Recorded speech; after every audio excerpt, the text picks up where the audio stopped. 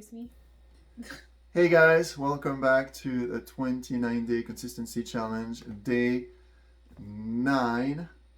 I am very grateful tonight to have my girlfriend Alina Hello. helping me out on this video. We are on a getaway, and as a result, we had to adapt to a brand new environment. So tonight's In a tiny little house. That's right. In the middle of almost nowhere. That's right, in a tiny little house, as you said. So Alina suggested, and is very clever, to talk about adaptability tonight. Alina, what was your question? I wanted to know how you were talking tonight about, you wanted to talk about the crew resource management, and you were talking about which component to talk about, and I thought adaptability because we are used to cooking and living in the same space and working together. And when you're thrown into a new place that you've never been in before, everything works differently. The stove works differently, toilet, everything. You have to figure out all the locks. When it comes to that and prioritizing roles, you have to change things. And as I know, dating a pilot, things operate differently. And so I thought it might be an interesting thing to share that might be helpful for other people as well. Yes, definitely. So a quick explanation of what CRM is. CRM stands for Crew Resource Management. It was introduced in 1979 by NASA researcher after conducting decades of research on human behaviors in a team-oriented work, such as a flight deck, for instance. And initially it was coined as cockpit resource management. And what it is, it's a system that allows a group of minimum 2 to work efficiently in a very rapidly changing environment, relying on... And stressful too. Exactly. Stressful, lying on very clear pillars that are usually defined by communication, the ability to communicate what the mental model is for person A and compare it with person B. It's super important. Can you give an example? Yeah, a good example is, for instance, we are flying together. I am fat, dumb, and happy, and all of a sudden I see that something is out of the ordinary with my gauges. I am going to interpret it in a certain way because of my experience, because of my acquired skills. So a good way to communicate it is, hey, I have this indication. Can you see the same thing? That's the very first question to making sure that I'm not dreaming or making things up. Communication and validation. Communication, validation. Okay, what's next? And then what's next is you're going to look at it and you're going to communicate with me what you're witnessing. Okay. Yeah. Then once you have witnessed it, we're going to talk about it and we're going to construct a mental model together. We're going to try to make sense of what is actually happening to our craft. Does that make you feel less stressed? Yes, because the very first thing we're going to determine is it a time-related issue? Okay. Meaning, do we really have to consider time as our ultimate priority? Or do we have time actually to come up with a very detailed plan so as to solve the problem? Okay. So the CRM is a system that allows a team to solve a problem in an efficient manner when they face an ever-changing environment. So 2 brains become 1. 2 brains become 1. That's exactly it. They have to work in unison. Yeah. As an orchestra, if you wish. Beautiful. And so it lies on communication, effective communication, collaborative decision making. What else did we talk about? Emotional intelligence. Emotional intelligence, because you will be during the course of your career, same as during the course of your life, you will be in situations where you'll have to deal with people that have different backgrounds, so they may have different sensitivities, they may have different perception, because perception is a big part of CRM. Essentially, we're comparing our perceptions and we're trying to build a model that will allow us to solve a problem. That's what it is. But you have to be aware of your own perception.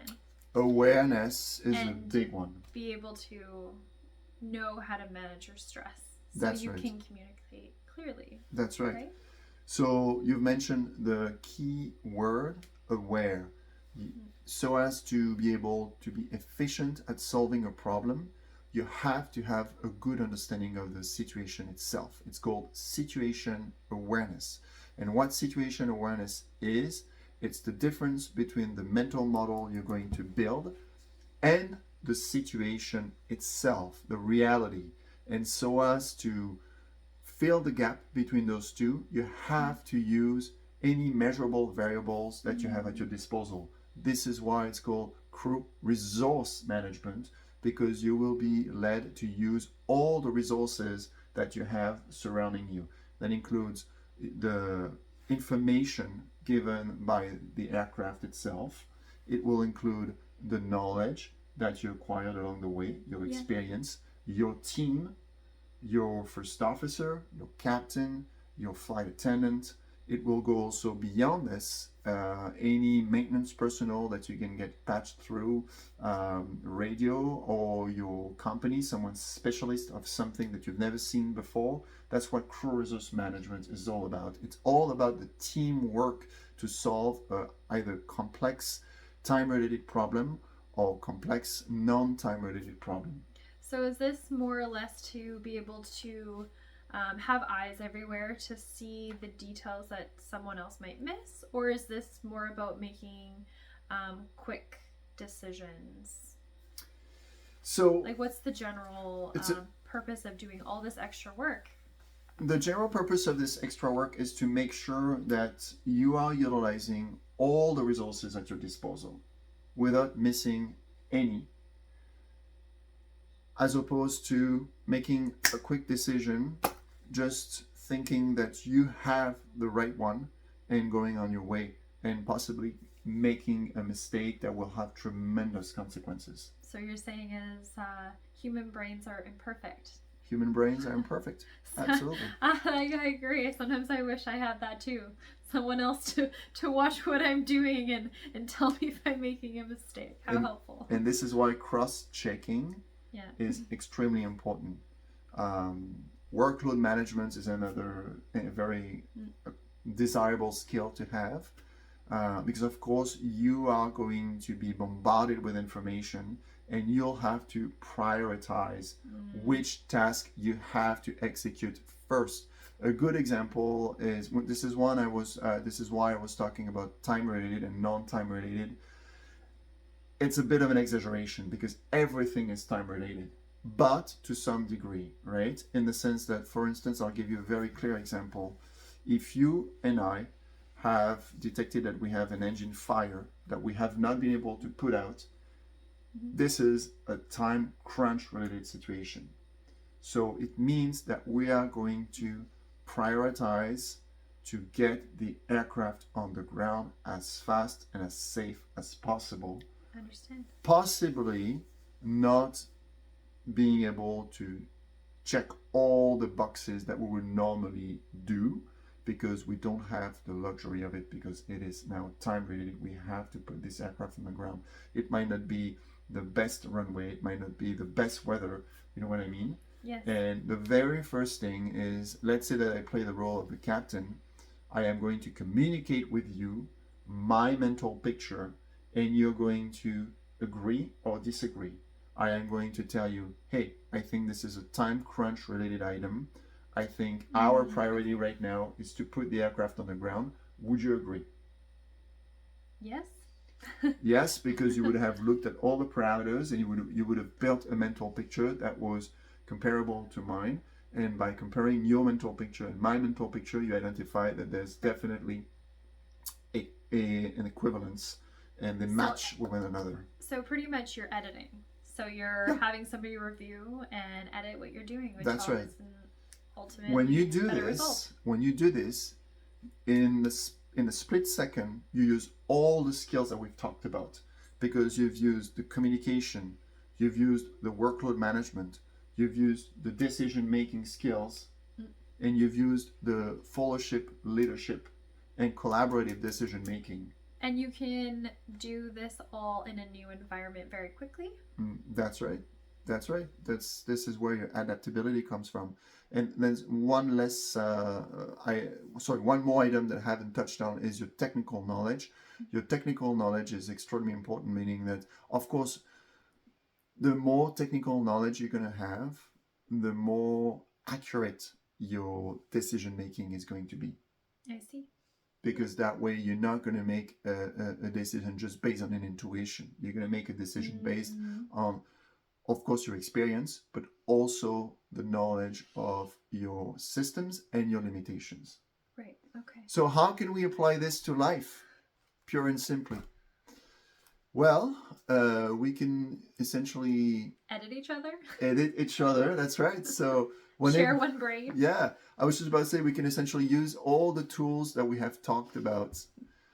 Effective communication, and God knows how hard it is to communicate with your girlfriend efficiently and honestly. Sometimes you just sometimes you just try to be nice, but you should not. You should just be factual. Collaborative decision making. You and I on the same page, so as to go either right or left, or we stay in the middle, something like that. Right. And our technical knowledge and our situation awareness, those two are tied. The more technical knowledge of the situation we're in, the greater our situation awareness is going to be. Oh, that's nice to know. Yes, right? Because it means that you have more knowledge, meaning you have more depth in your understanding of the problem. Hence, the ability to create a situation awareness that's going to be as wide as your technical knowledge is. Oh, Does that make sense? Yeah, that's really interesting. Never thought about it that way before. That's what it is. This is why we're talking about this specific subject of career resource management. Well, I hope it's been somewhat helpful, and I hope that you are continuing to be brave with your 29-day consistency challenge. As you can see, tonight, Alina has been wonderful in helping me out, articulating my thought.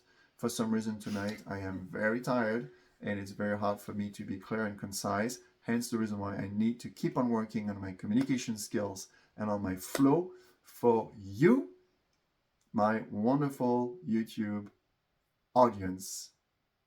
And thank you so very much for watching tonight. Thank you, Alina.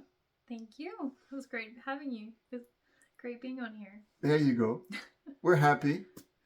Once again, thank you so very much. Keep the blue side up, and we'll see you on the next episode. Bye. Bye.